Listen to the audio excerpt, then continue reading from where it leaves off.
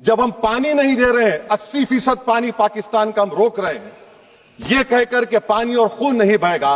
वजीर आजम ने कहा कि खून और पानी एक साथ नहीं बह सकते, आतंकवाद और बातचीत एक साथ नहीं हो सकती।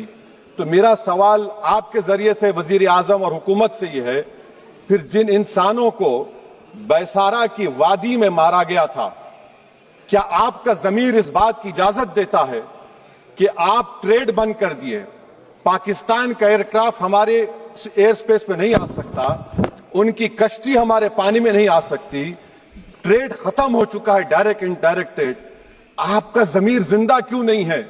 किस सूरत से आप पाकिस्तान से क्रिकेट मैच खेलेंगे?